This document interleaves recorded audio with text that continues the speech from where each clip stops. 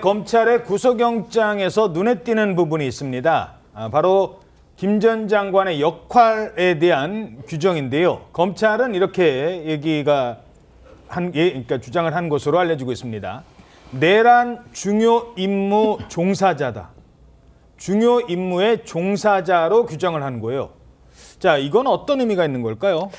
내란죄 같은 경우에는 그 역할에 따라서 이 처벌 수위가 세부적으로 나뉘어서 규정이 되어 있는 그런 죄 중에 하나입니다.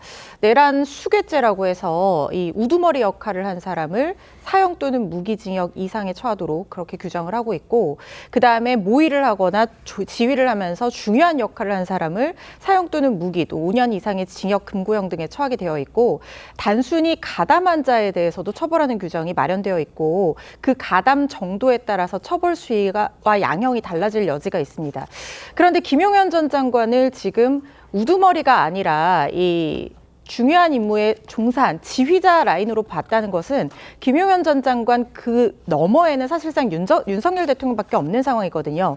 그렇다고 하는 것은 지금 영장 청구서에 공범으로 두 사람이 기재가 되어 있다. 그 얘기는 바꾸어서 반대 해석을 하게 된다고 하면 검찰의 시각으로는 윤석열 대통령이 내란 수괴죄에 해당한다고 보고 있을 가능성이 상당히 높다라는 것을 의미한다고 볼 수 있고요.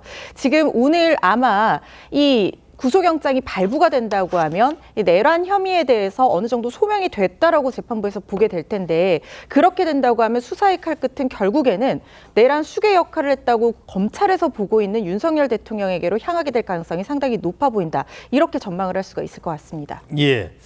자, 결국 윤 대통령에 대한 수사도 불가피해 보인다, 이런 전망이 많은데요. 자, 그렇다면 이 검찰에서 영장이 청구가 됐고 법원에서 발부가 되면 다음 단계는 윤석열 대통령일 텐데, 윤 대통령은 어떻게 대응할 것으로 전망하십니까? 일단 윤석열 대통령은 대국민 담화에서 법적 정치적 책임을 회피하지 않겠다는 이야기를 분명히 했죠. 그렇기 때문에 수사에는 적극적으로 응할 텐데, 다만 이 수사가 현직 대통령이기 때문에 어떻게 진행이 될지, 과거에 박근혜 전 대통령 때도 일단은 압수수색을 시도를 했지만은 불발됐지 않습니까, 청와대. 이번에도 아마 용산을 하려고 해도 경호처가 있으니까는 거기서 또 막았을 가능성이 있어요. 그때도 청와대에서 경호처에서 막았었거든요. 그러면은 수사가 제대로 진전이 되겠는가. 그런데 어떤 압수수색이나 다른 관련자들, 일단 다른 관련자들을 먼저 소환을 하고 나서 최종적으로 소환을 해도 하겠죠. 윤석열 대통령 같은 경우는. 그래서 시간이 이것은 좀 상당히 걸릴 수밖에 없다는 생각이 드는 거고, 가장 핵심은 조금 전에 말씀드린 그 내란죄 부분입니다.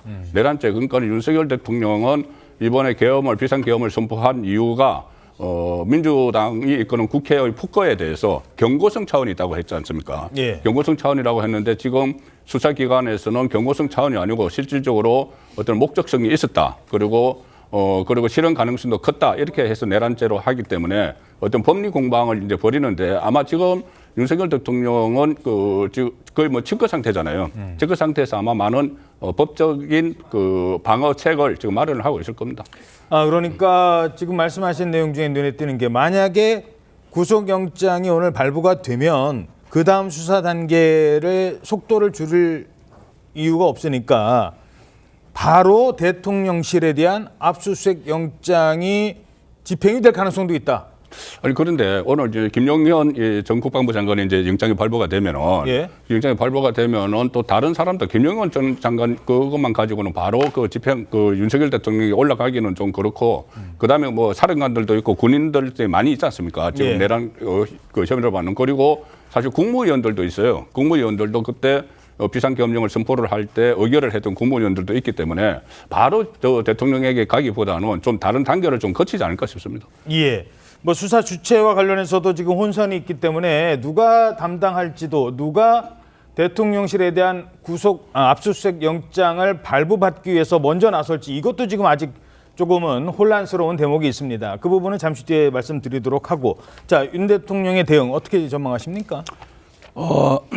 오늘 영장 청구서에 김용현 장관을 중요 임무 종사자로 표시되어 있지 않습니까?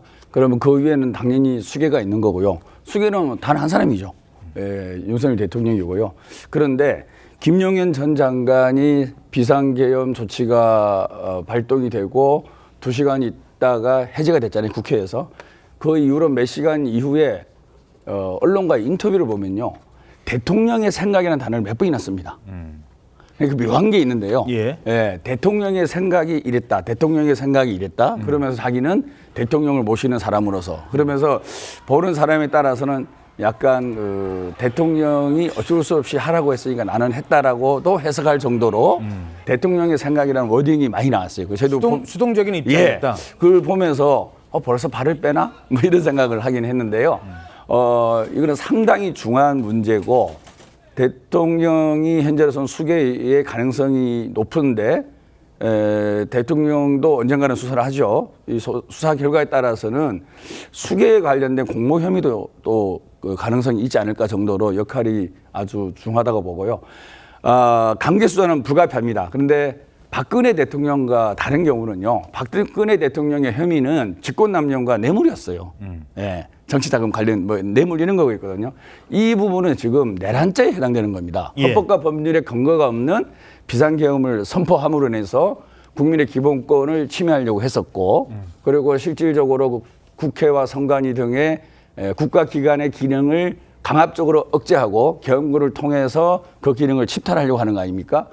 따라서 강제수사의 강도가 박근혜 대통령보다는 아주 강할 것이다. 그래서 용산에 있는 몇몇 직원들이 막아서고 뭐 이런 것 정도는 충분히 국민의 울분, 이 수사의 엄중함, 그다음에 형량의 높음에 따라서 상당히 강도 높은 강제 수사가 이루어져도 국민들의 동의를 얻어낼 수 있는 사안이기 때문에 강제 수사가 언제 되느냐의 시점은 조금 차이가 있을 수 있다고 봅니다. 하지만 강제 수사는 정강사과처럼 이루어지지 않을까. 또 그것이 국민들이 원하는 현재의 마음이다. 예, 그런 말씀을 드립니다. 자, 허주현 변호사님, 아까 잠깐 말씀하셨습니다만 이게 귀에 좀 들어오는 대목이라서요.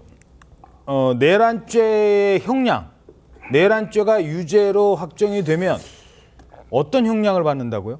내란 수괴죄가 유죄로 확정이 된다고 하면 일단 법정형은 사형 또는 무기 이상의 징역 또는 금고형으로 규정이 되어 있습니다. 사형 또는 무기징역입니까? 그렇습니다. 그게 형량이 이 내란죄라는 것은 국가의 어떤 국헌 문란의 목적을 가지고 국가 존립을 위태롭게 하는 그런 범죄를 처벌을 하는 것이기 때문에 형량이 상당히 높게 규정이 되어 있고요.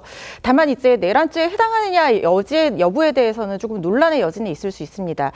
예를 들면은 지금 내란죄의 국헌 문란의 목적 그리고 폭동행위가 인정이 되어야 되는데 그 국헌 문란의 목적이 이 법원에서 판단을 하기로는 사실상 헌법기관의 기능을 불가능하게 만들 정도에 이르러야 되는데 근데 지금 이번 사건 같은 경우에서는 잠시 들어갔다가 일단 계엄 해제 표결에 대한 요구안이 표결이 이루어졌거든요. 그리고 갔던 이 인력이 생각보다 많지는 않았다. 뭐 이런 얘기들도 주장을 할 여지가 있습니다. 윤석열 대통령 또는 김용현 전 장관 측에서 입장에서 말씀을 드리는 건데요.